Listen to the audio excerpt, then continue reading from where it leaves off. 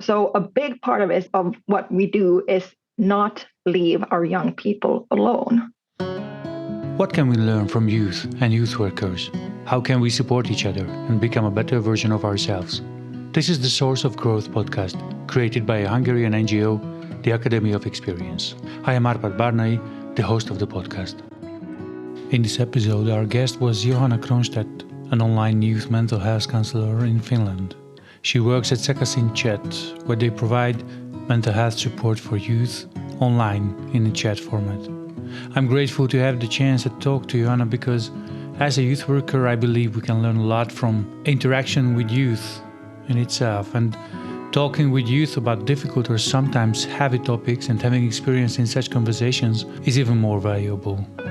That's why we invited her to share her experience and thoughts on topics that could be useful for people who are in a somewhat remote support role for young people. And I believe that her experience and this conversation might be useful for people who support youth in person, not only online.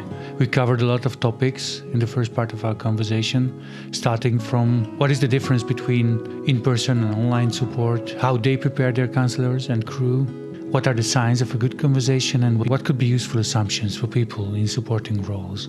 We talked about how we can support someone who has suicidal thoughts and is in crisis. I believe we can learn a lot from her experience and attitude towards young people. First of all, thank you very much for coming. Thank you. Thank you for having me. I'm very excited to be here. Why I like that we have this conversation because it's usually considered youth. Youth are important. They are the future. We should talk about them, but we mostly talk about them if there's some issue coming up. Not always, Sure. but it's like that. Sometimes in Hungary, what I've seen that there are people working with youth in crises.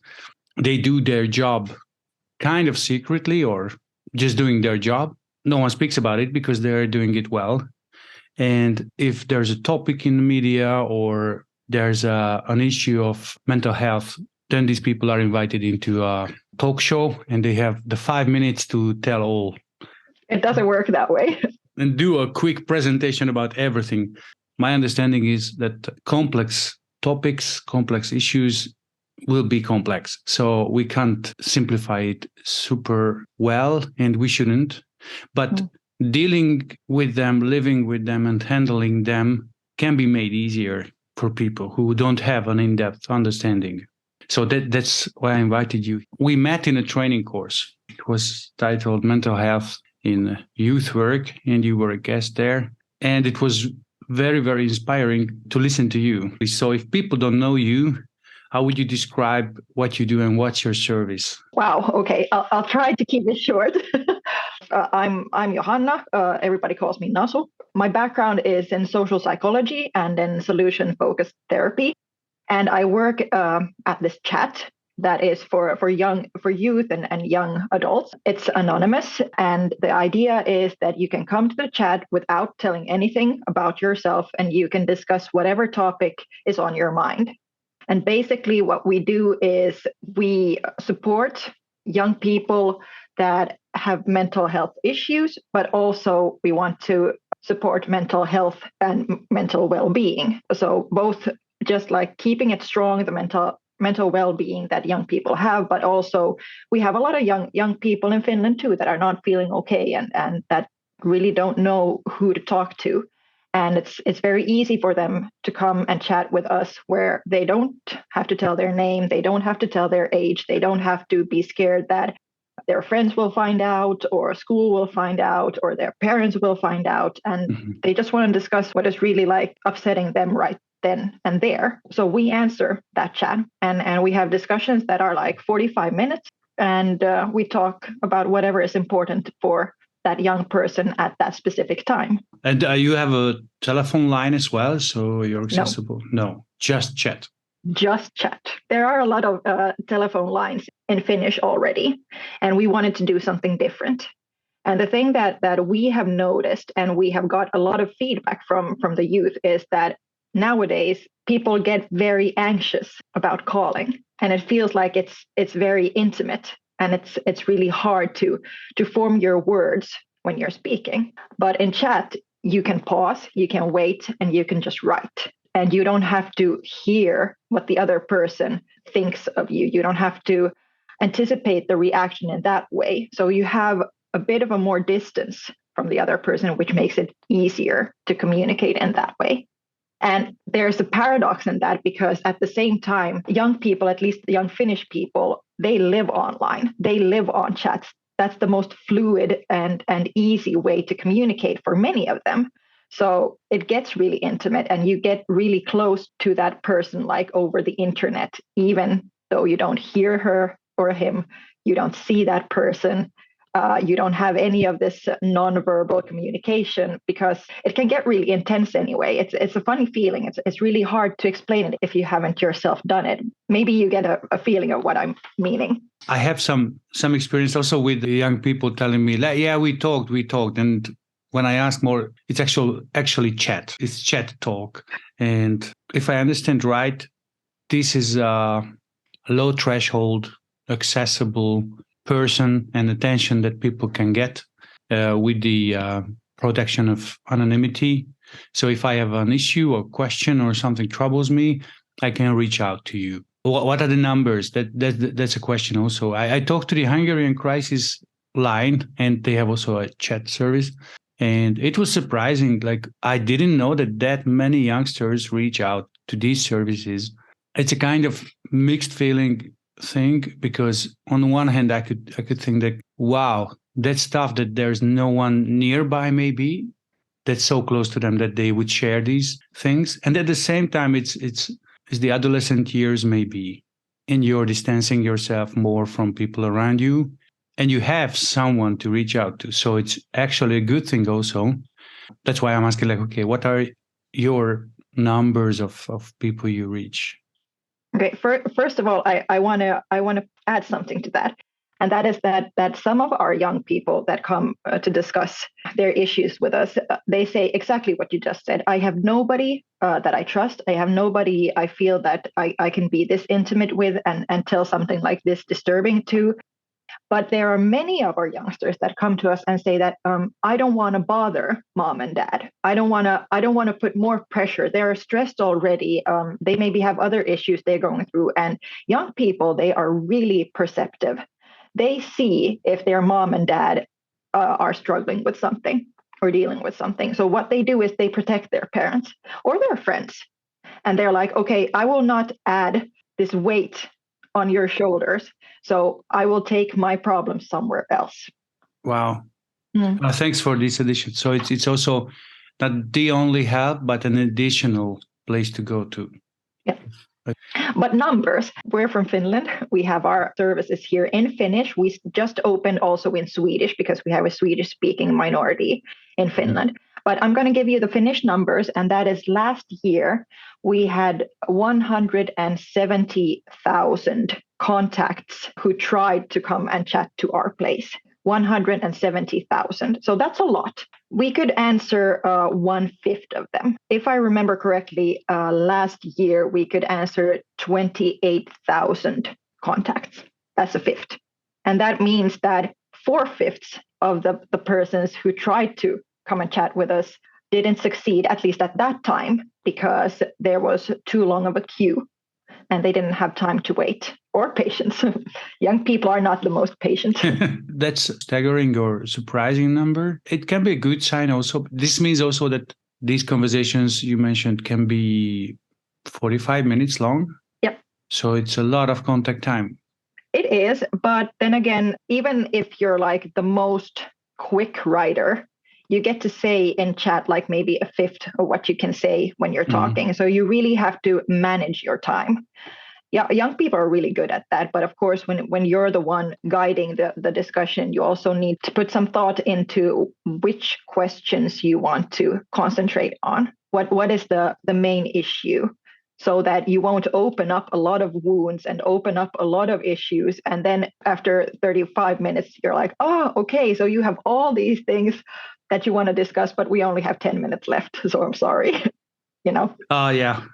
And why I like that we talk and you share this experience of yours is that actually sometimes it's not easy to reach young people, but on chat, they are accessible. And it sounds like what you do is having chat as a means to slow down conversation a bit. So I can maybe edit, I can think it through. I don't have to react with my body and my face and everything. So I'm a bit on my own still thinking and put out what I want to put out on the chat platform. It sounds like a conversation with more silences that's not so disturbing for the person reaching out to you. Is it a good perception or? Many of our youngsters who like to come and discuss in chat like it because of that. If you want, if you need, you get to take a small pause. But what we experience is that usually, when our chat window opens, you can see like you write something, la la la la la, and it comes on the screen.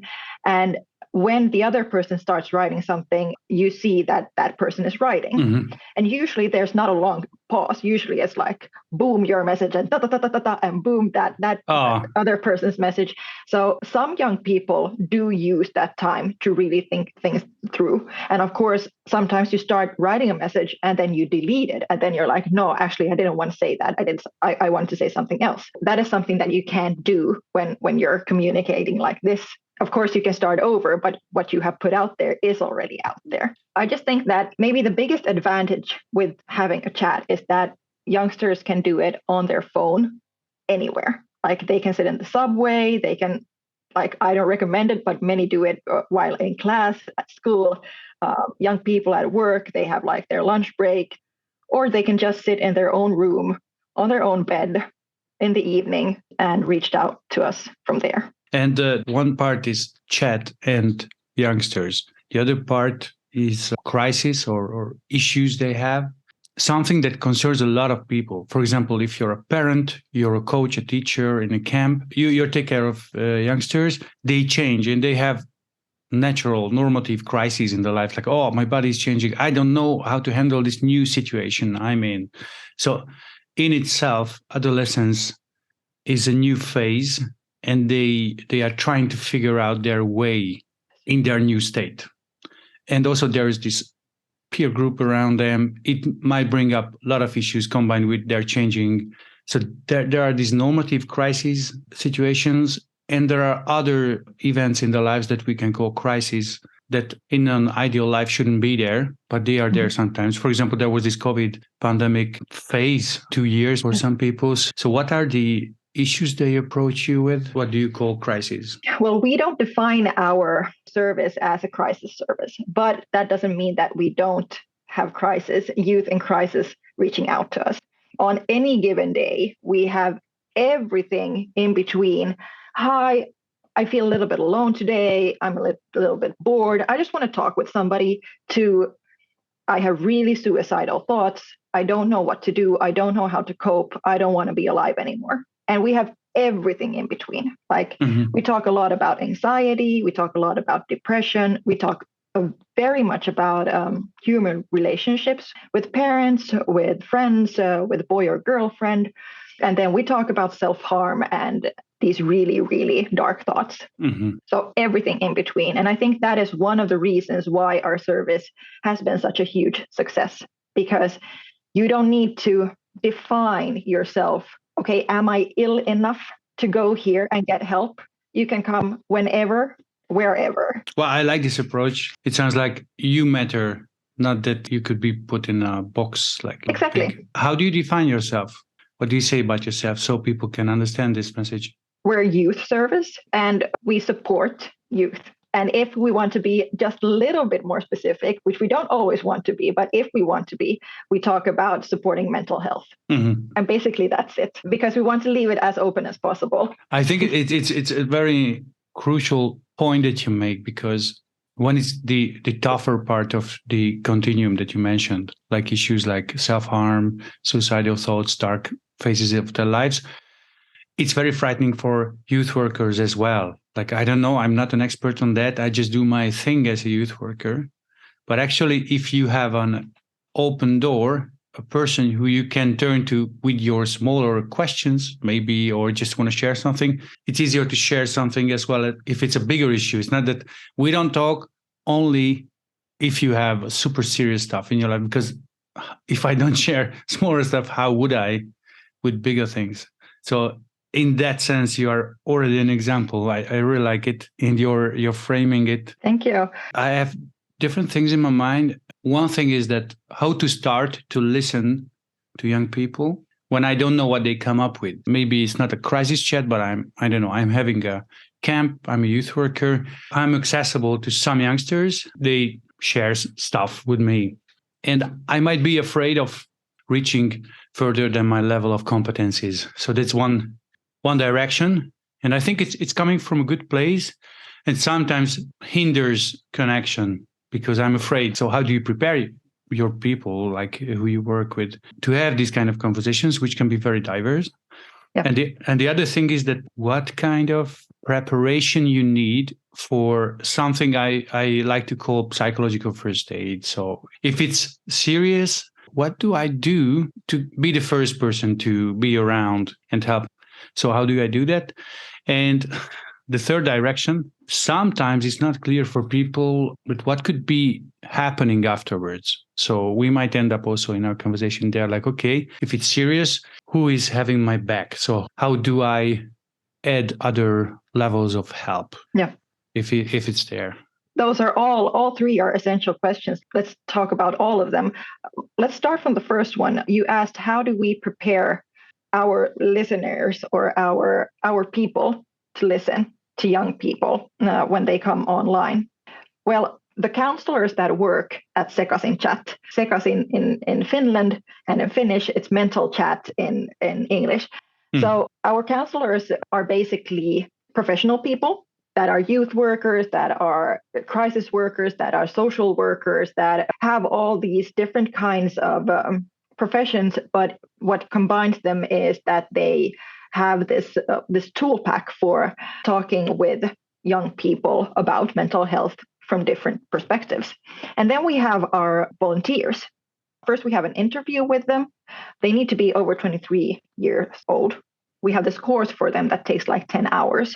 And there we talk about the most typical issues that we discuss in the chat, and we talk about what we do in the special cases, which means when somebody is really suicidal, or there's happened a crime, or somebody has been assaulted, or there are minors who tell us that they don't live in safe homes. So we go through all of that. But what we do is our team is always online, like always. So the chat is not open without the team online. And the team's responsibility is to help every other counselor in whatever issues they have. So if we have a volunteer that is counseling on the chat, and they stumble upon a discussion with a young person who says, I'm hallucinating, I don't know what is true and what is not, and I'm really scared, and I'm afraid I'm going to hurt myself. And the counselor says, whoa, okay, I'm not prepared for this. What will I do? So they contact the team, and the team comes and checks out the chat, and they basically digitally hold the hand of that counselor and gives that counselor advice. Okay, maybe you should ask this next. Maybe you should do this. And then if we need to do any more drastic decisions, it's always the team that does that. So no counselor is left alone. There's always like super professional people who have done this for years, who know how to proceed if anything surprising comes along. Wow. So there's a team and different layers of professional support behind the volunteers. They should be over 23. And why? What's the reasoning behind? Our chat is open to 12 to 29-year-olds. So one of the reasons is that if you have a volunteer that is 16, can that person really counsel somebody that is 29?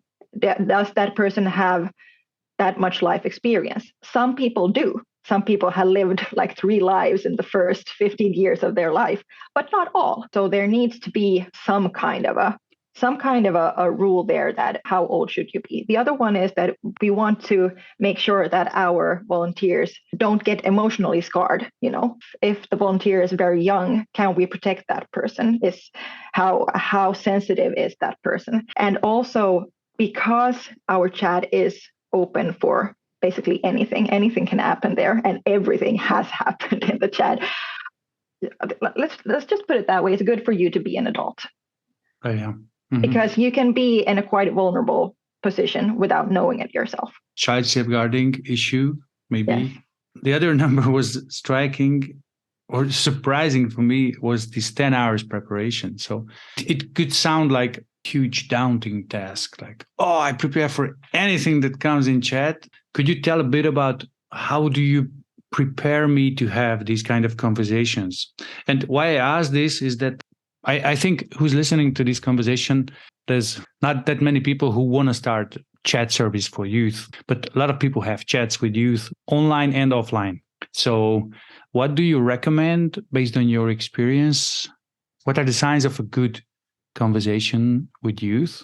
That's not an easy thing because you train these volunteers and then I believe they will learn a lot on the fly, having real conversations. So how do you prepare and what are the signs of a good conversation with the youngsters? I love this subject because this is so crucial. It would be wrong saying number one, but something that is really, really on the top of the list is do not judge.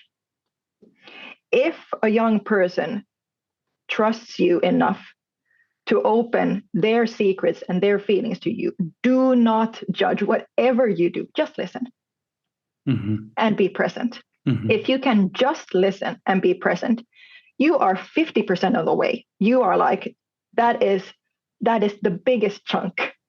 So if you can keep those two things in mind, just keep them in mind. Because if a young person comes and says, I've been self-harming, I've been cutting myself, I feel really bad, a lot of adults would react and say, oh, you should stop.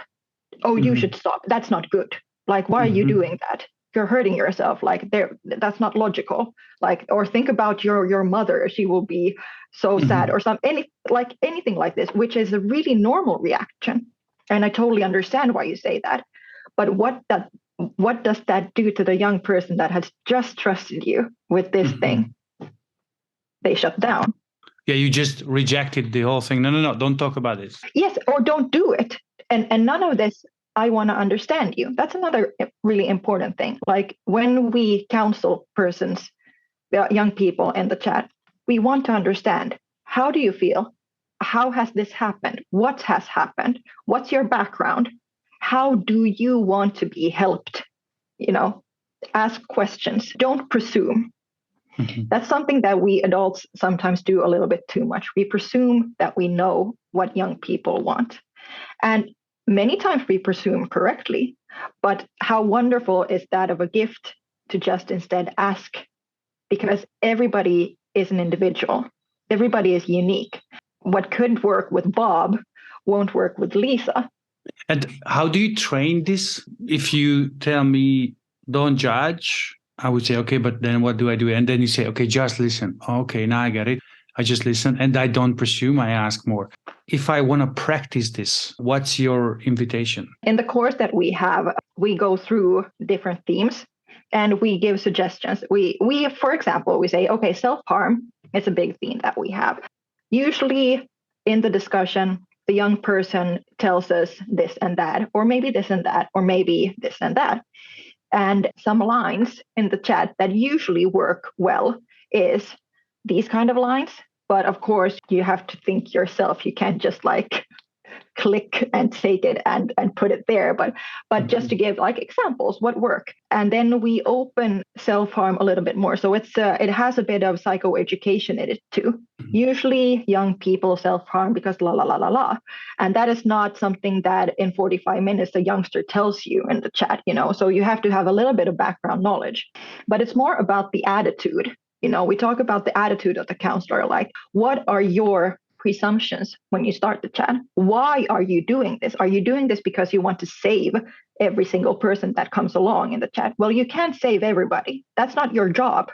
You can't do that in 45 minutes, but you can listen and you can be there and you can let that person know that even if nobody else is present in their lives, there are places where they can come and be themselves 100%. And they have an empathetic ear who listens to them.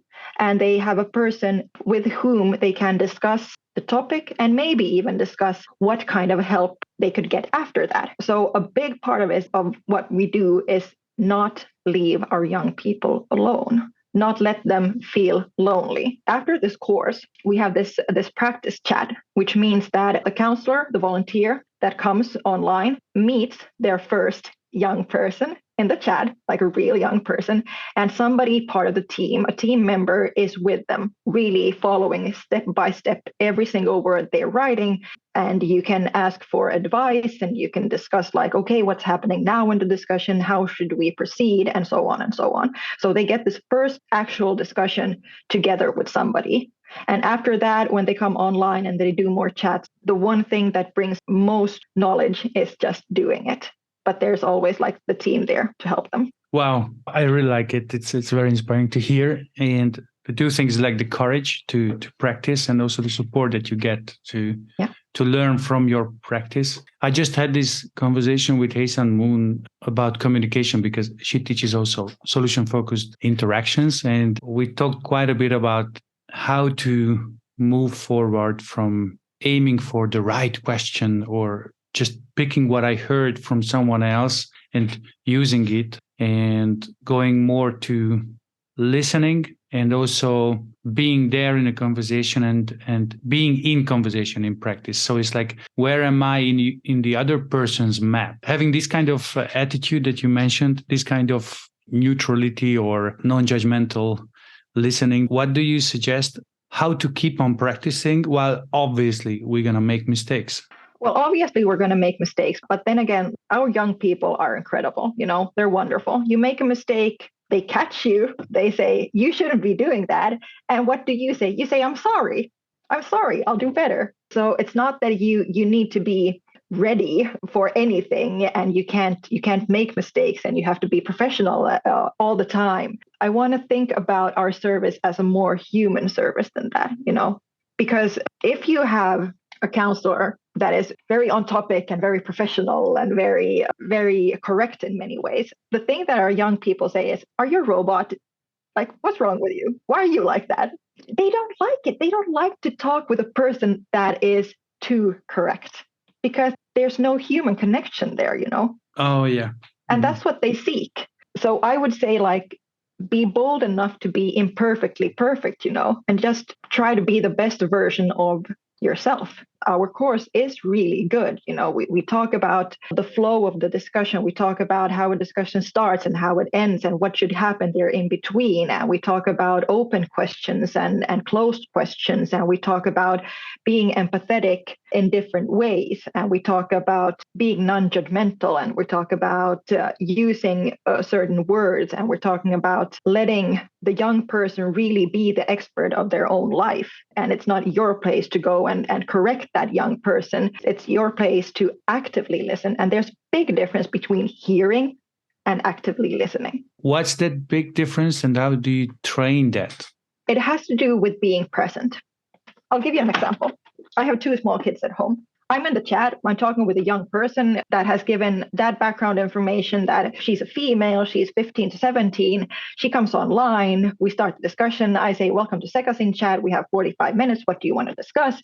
And the first word she writes to me is, I'm feeling really anxious now. In the same time, I have my 1-year-old crying on the left side, and I have my 3-year-old wanting food on the right side, and I'm listening to music, and I'm hearing. Basically, when we're chatting, I'm reading what the young person is saying, but I'm not focused on what that person is talking about. Okay, so then I'm just hearing, and then I go on autopilot, and I'm like, oh, okay, I'm very sorry to hear that. Tell me more. You can have a discussion like this, but usually what happens is that young people, they have like these sensors, and they just know when you're not 100% present. They just know it. Every time they know it. So you can't fake it. But via chat, they know. It's just crazy. They know. They totally know. So be there. Don't have any distractions. Put your mind into focusing on the chat and try to understand the young person from his or her perspective or their perspective. And you do this by asking more.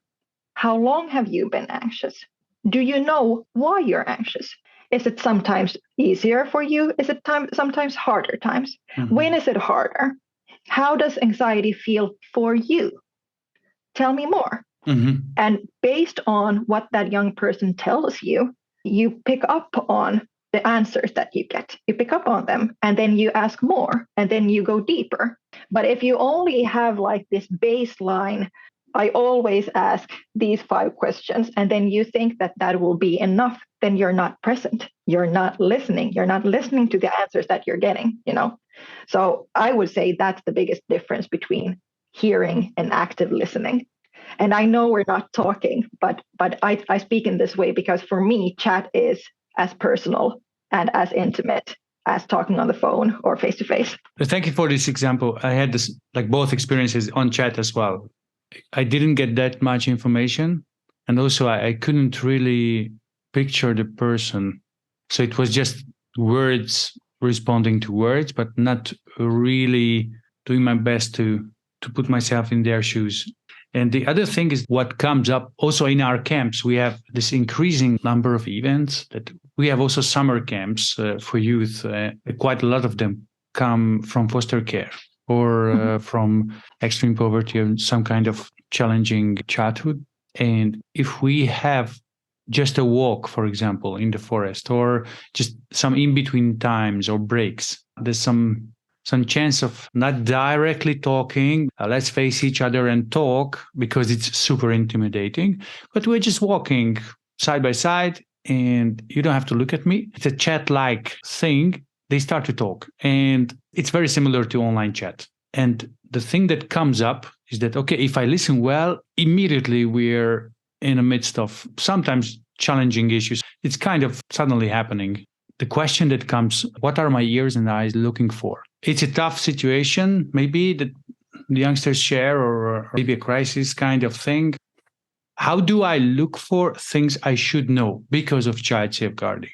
So there is some risks involved and I want to know it. Like, are you safe? And there's something to do about it. On the other hand, what you mentioned, it's a shorter interaction. And I don't want to open up all kinds of stuff that the young person doesn't want to open up and create an even worse situation. So a sense of safety and being useful. So where do you lead this conversation? And I think it also comes back to the question I just shared. Like, okay, what do I listen to? And where do we go from there? What do you think about this? This is a really important and a really big subject because, as you said, both in the situation that you described, that you're just making food or doing something in the woods, you know, together on the camp, and anything can come up, like really anything. And it's the same thing in the chat. How to not let your own personality and your own background and your own assumptions steer the discussion is such a huge question. It's such a huge question. Personally, I think it's impossible to completely ignore that because we are human. You know, we can't be blank canvases, and then because then we're robots. But one of the most essential things is to have the knowledge that this can happen, that because you're human and because you have a background and because of everything you've gone through, you have a subjective listening. Mm-hmm. So when you know that, it works against it. You know, you try extra hard to be open, you know, open with the listening and really hearing what's being told to you and not so much trying to put your own perception in what you're hearing. Mm-hmm. And I think there too, like, questions help. You know, if you feel that, okay, now I'm assuming something, you can always ask, like, I'm assuming you mean this and this. Am I correct? Mm-hmm. You know, you can always ask the young person. The more you ask, the more knowledge you get. And the more knowledge you get, the better you understand what you're hearing. About assumptions, could you say a bit about it? Because I really like this approach of solution-focused trainers that I learned from. And this kind of approach is very human also, that you will have assumptions.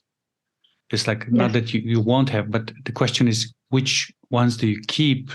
Which ones do you nurture? Which ones do you want to leave? What are the useful assumptions that you have about people? Because you don't know them.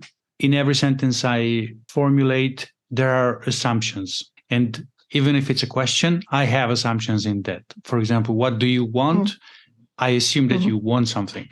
And also I assume that you can tell me and you want to tell me. So there are a lot of assumptions already within simple questions. So What would you say? What are useful assumptions in your conversations? In my conversations, I think an assumption that is quite broad is I assume that what the young person is telling me is true. That's my first assumption. Of course, like there are always going to be people who lie. But if we start assuming that young people lie a lot, that's a very problematical assumption. And I think that has to do with, for example, if a young person comes and says that, hey, I have suicidal thoughts, you have to really believe the young person that says that. So you have to assume that it is true, and that is something that unfortunately I feel that we miss that mark, like as adults, and we don't take things enough seriously because we have the life experience of knowing how you get over adolescence and how you get over being young adults, and you see it from a different perspective when you have 10 more years of experience. But that young person that just told you that he, she, or they had suicidal thoughts is there living in that period of their life. They don't have what you have. So just assume that whatever is told to you is true. And another assumption that I always have is that young people are very capable. Don't ever talk down to young people. Don't you ever think you're smarter or better or know better than them what they should do. That's not helping. That's being condescending. So assume that the person you're talking to is the expert of their own life. That doesn't mean that they don't need help. That doesn't mean that they don't deserve help. But that means that you don't come there and say, you should do this. You are wrong. You are right. You don't have that authority. Those are very broad assumptions, but they are like basic assumptions for me in the field where I'm working. I really like this. And even if you've known them in their whole lives, they know way, way more about what they are capable of, who they trust. They are the experts. The other thing is that this needs a lot of trust in young people. So I'm just there supporting them while they figure out their way. What I see that if an adult person is approached by young people, they have maybe the assumption that they come for help. So I should know, I should be competent. And if they come to share things that concern them, maybe how to solve a relationship issue or having darker thoughts, or they don't know what they want, there's nothing I can fix about it. I can help them fix it or find their own solutions. But it's not that I just give them a recipe, then it's done. So they are learning to navigate their lives, actually. I think it quickly comes to even more unstable terrain if things come into the picture that you mentioned, like suicidal thoughts, mental health issues. If you don't mind, I would steer conversation there directly because it's a big issue. In Hungary, it's often labeled as something extreme, something that concerns a minority of people, and also something that's related to only mental health disorders, or I'm crazy if I think I want to die or don't want to live. So it's hard to bring this up. And it's also like what you mentioned, listening non-judgmentally, trying not to fix and helping the person find their way around the issue that they bring up is even more important in this regard. You said ask, but how do I ask? And also what to listen for. So what are your suggestions for listening in these tougher parts of a conversation?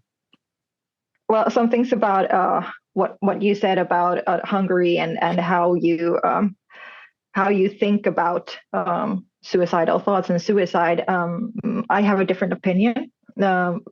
First of all, studies have shown that it's actually not that rare to have suicidal thoughts. It's definitely not something that only happens for people who are severely mentally ill. It really can happen to anyone. Anyone can have suicidal thoughts, and you can. I would almost go as far as saying that many people, at some point in their life, think about suicide. Yeah.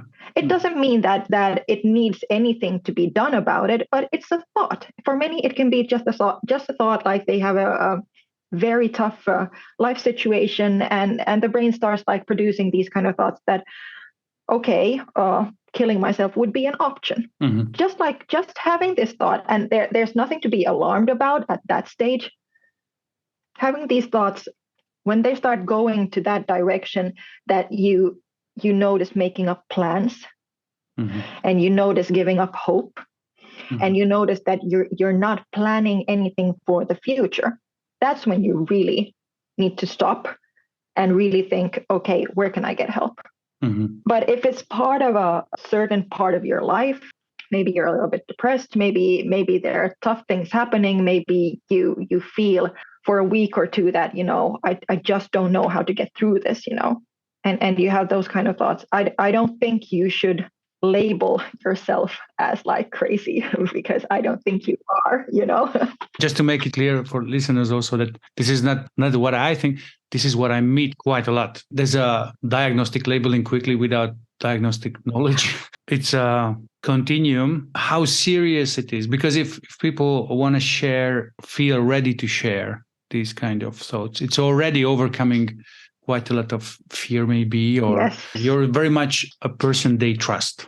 I have these doubts and I don't know how to talk about it. And I choose you to share. Okay. I don't know. I have these strange thoughts sometimes. I feel down these days. Sometimes I think about, it would be better not to live at all. It's not that I want to end my life necessarily. So what do you suggest to anyone who's talking to someone with suicidal thoughts? How should they ask about this? Directly. Many studies have shown that talking about suicide does not make the risk of committing suicide bigger. So that's really, really a big misconception that many people have. I should not ask about it because I will make things worse. No, that is not true. Mm-hmm. You can ask. It's totally safe. You will not make a suicidal person any more suicidal by asking, and you will not make a non-suicidal person suicidal by asking. Mm-hmm. So the directions that we give our counselors is, if you have a young person who is talking about self-harming, it's like many people self-harm without thinking about suicide, but some that think about suicide do also self-harm. Mm-hmm. So that's why we always ask it if the discussion is about self-harming. And the thing is that we usually in the chat, we write, hey, I hear you're going through really hard times. Have you had any suicidal thoughts? Because the chat is anonymous, many people answer really, really truthfully. If they don't have, they're like, no, I self-harm, but I've never thought about killing myself. I could never. Or they say, well, actually, now when you asked, yes, it has been on my mind. If they say yes, another very good question to ask is, does anybody know? Anyone? Does your friend know? Does your parents know? Do you have a professional that you talk to that knows? That's really important. If the answer is yes, that's a good answer. We are happy. If the answer is no, at some point in the chat, we usually start talking about, if you would tell anybody, who would you tell? So really encouraging that young person to share this with somebody that is there present in their life. Another thing we ask is, do you have a suicidal plan? Mm-hmm. Do you know how? And do you know when? And if the answer is yes, that's when you should get quite concerned. Mm-hmm. If they have a plan, and especially if they know when, the way of leaving this life is one thing. But if they say, well, actually next week on Tuesday, then it's really important to go even deeper into the discussion and talk about why, and talk about what gives them hope and what could stop, what could we do, what should happen in that person's life, so that even if they wouldn't give up the plan, that they would postpone the day. Mm-hmm. Because the more time there is in between, the more good things can happen in between, the more time there is to get help and for them to talk with somebody who can offer them the help they need. That's very important topics that you bring up. I can imagine if I'm asking for the first time, for me, it was like that. I was way more hesitant to ask about this for the first time than I'm now. And it can be such a relief for you and the person if they don't have these thoughts, because no, it's not that, like, come on. It's also reframing their issues for them as well. No, it's not that serious. It's just, I have these issues. Yeah. And also for people having these thoughts, it's a relief because, okay, I can speak with you about this. You can take it. Yeah, you can take it. Yeah, sometimes young people also want to take care of people around them. They don't want to burden them. So they say, oh, no, I just keep it to myself. And also sometimes it's hard to share. The other thing I really like you mentioned is hope that keeps coming back when I talk to people who work professionally with this topic as well. And food is not, not a simple thing to go around because, okay, they not only have these thoughts, but they actually have more serious plans. So it's a different state of mind or maybe a different vision of their situation where they think about suicide seriously as an option and something they want to do because they want things to change and they don't see any other option maybe. In this, there's a lot of hopelessness. Yes. And there's some kind of controversy maybe, or not controversy, I don't know how to say it, that they are in a serious state which has a lot of hopelessness in it. Hope would be something they look for and something that you want to aim for when you talk with them. Like, okay, let's look for signs of hope. And if you listen to them with really active listening, then it's hard to really be there, see what they see. And I think it's a challenge to look for what's really hopeful and not just labeling stuff or sugarcoating stuff. How do you do that? How do you create hope in these kind of conversations? I'm not gonna specifically answer your question, but I'm gonna almost answer it. For me, this is something that I believe myself strongly in, and that is that for a person to get out a really, really dark place, usually when a person is very suicidal, they have lost meaning of life. Mm-hmm. They feel that their life has no meaning. And I think that is one of the biggest keys. How do you find meaning in life? And that's a very fundamental question. Thank you for listening to this episode of the podcast. If you found our work useful and inspiring, you can follow us by clicking on the links in the description. If you would like to support us, you can also do that by giving us feedback, recommending our work to others, or sending donations. As an NGO, we are grateful for any type of support. Take care, live well. We hope to see you again.